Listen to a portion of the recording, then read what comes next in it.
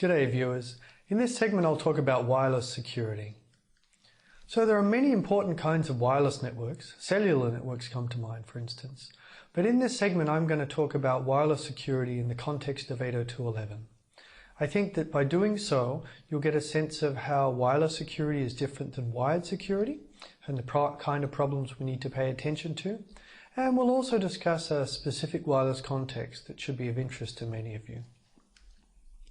Okay, so let's start with the goal and threat model. Again, just to be clear what kind of security it is that we are trying to provide. And the key difference, which you should realize between wired networks and wireless networks, is this: that the wireless messages are broadcast to all nearby receivers. This is very different than your average wired setting, in that you don't need physical access to the network in the same way to be able to use it. And it heightens security problems. Here we have, in the figure, we have Alice and Bob communicating using a wireless network, and the dotted line means that they're inside, some building. Maybe it's your home apartment. Now, Trudy and Eve are outside this apartment. If this were a wired network, they would not directly have access. But it's dotted because actually the signals leak to all nearby locations, and Trudy and Eve can receive messages from this network, and they can probably send messages to this network too. I've called the attacker there Trudy and Eve because they may have different capabilities. We could consider eavesdroppers who can only just hear messages and are interested in understanding what they say, as well as intruders that send messages to use the network. Okay, so there are two main threats that we're going to consider. The first threat is that of eavesdropping on conversations, reading the contents of your mail and so forth as you send information across that network, seeing the web pages that you're downloading and all of this sort of stuff. This is a little bit like our recorded conversations that always seems to make the newspapers on cellular networks. Now it's on an 802.11 network. So the first threat is this eavesdropping. The second threat that you might not have considered is unauthorized access to the network. The network is going to provide access to authorized clients, but it needs some way to be able to tell those authorized clients apart from other clients who just happen to be near enough the network to use it. And as I said before, we're going to focus on 802.11. When the setting here for Trudy and Eve, you can see it says that they're external attackers. So we assume they don't have access to the equipment and so forth, but they can receive and send messages. Eve really receives messages, Trudy would be able to send them too. So for 802.11, the overall picture is that we're going to secure the network for all of access control to ensure that only authorized parties can use the network, as well as confidentiality, integrity, and authenticity on messages, probably freshness of some kinds too. And the way we're going to do this is with a security scheme which is in which everything is based on a password to gain access to the network. This is the network password that you usually have to enter into a laptop to use an 802.11 network. Security is built into the 802.11 standard, and it has been from the beginning. The original security scheme actually was this thing called WEP, which stood for Wired Equivalent Privacy. You've probably heard of WEP, if only because of all of the security problems it's had and the many articles saying that it can be cracked and it shouldn't be used. This is true. The design of WEP is badly flawed, and it's easily broken now using off-the-shelf software that you could get, even by Eve, with no physical access. The more recent versions of security are built into 802.11. They're part of the 802.11i substandard. This is known by the trade name WPA2. WPA stands for Wi-Fi Protected Access, and I think I want to put a 2 here just to say the version you actually get on any standard device these days should be WPA2. WPA1 was an interim version which never sort of went anywhere. It was draft, it was only on the way. So the real standard is WPA2. And this is what you should be using when you use any modern wireless network where you have control over the setup. At least if you want to provide secure access to the network and to provide confidentiality and integrity and authenticity of your messages. In terms of our protocols, let's just look at a diagram to make sure we understand what 802.11 security is actually doing. Here's the protocol stack, and you can see down here we have 802.11. IP will be above for nearly all uses of the internet, and the protocols above that, well, it depends what you're doing. I've just shown examples. Security such as WPA2 is built in to 802.11. But now, since we are operating at the link layer, this 802.11 layer works between a client and an AP, say. So the security has been provided only over this wireless link, not further on here as we go into the internet. The packets would be unencrypted according to 802.11 security as we went into the network. Of course, it's just operating over the 802.11 link. Also, in terms of encryption and the protections, what's going to happen if we look at a frame here? Here's an 802.11 frame. It's the contents of the frame that are encrypted.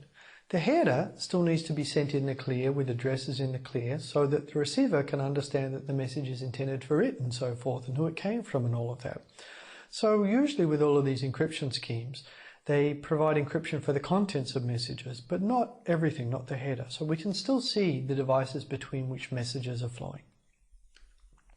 Okay, so that's what 802.11 security does. I'd like to just talk briefly about two different settings in which it can be used, so you can relate the way you use it to the different settings.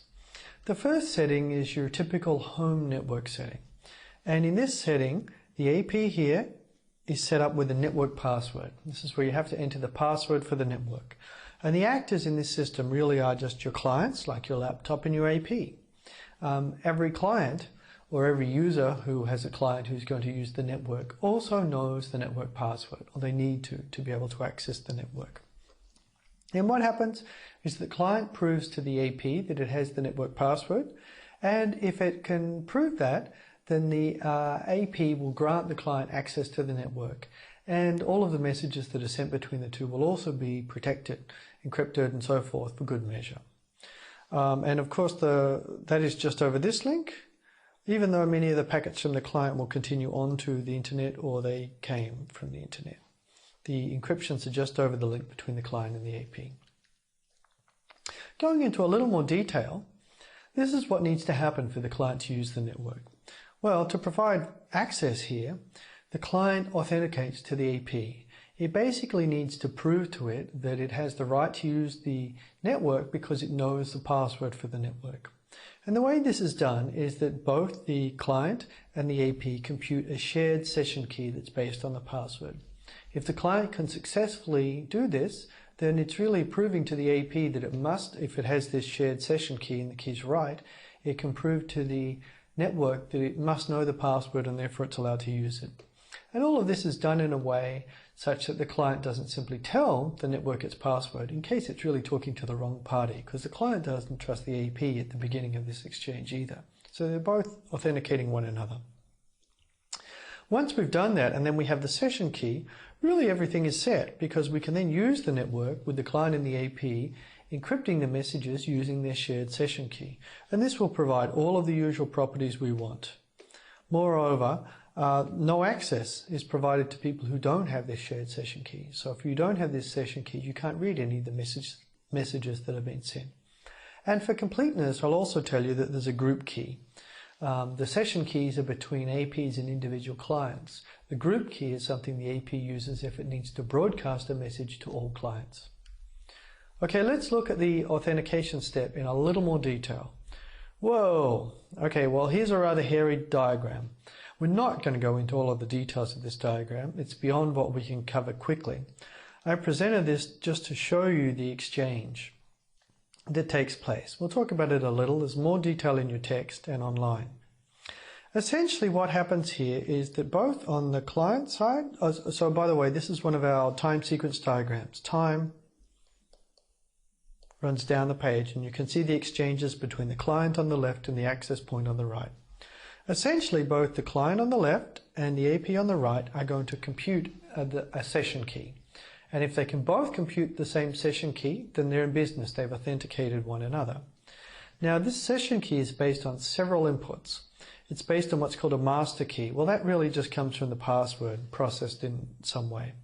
It comes from nonces for freshness to ensure that both of them are actually talking to a live party right now who's doing the computation. And you can see each side sends a nonce to the other side because each side doesn't trust the other side yet. It wants to make sure that the other side is really doing some work on this as a new exchange.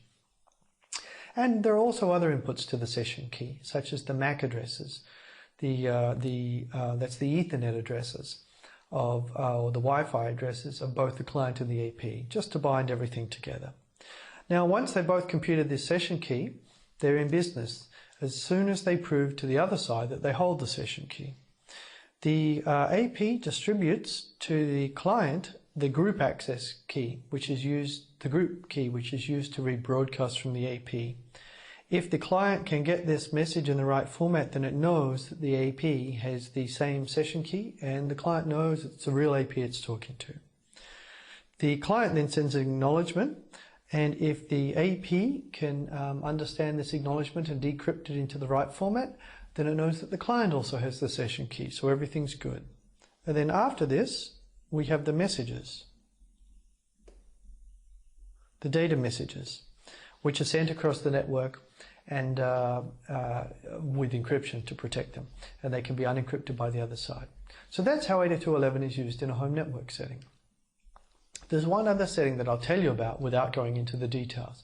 And again, this is really just so you know the different ways 802.11 security is used in practice. The other setting is an enterprise setting, when you use 802.11 inside a company network. And the difference here, you might wonder, why is this different than a home network at all? The difference is this authentication server. There's not usually a single password for the network in a company.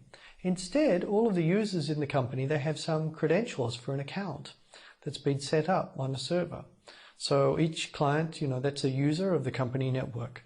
And what the access point does is, for new clients, it provides a path for them to talk to the authentication server, and only the authentication server. The client and the authentication server then go through an exchange via the AP, and if the client's successfully able to authenticate, then the AP learns that it was successful, and it then grants it access to the network, setting up all of the session keys and so forth along the way. So that's an enterprise setting, and you can see it's different.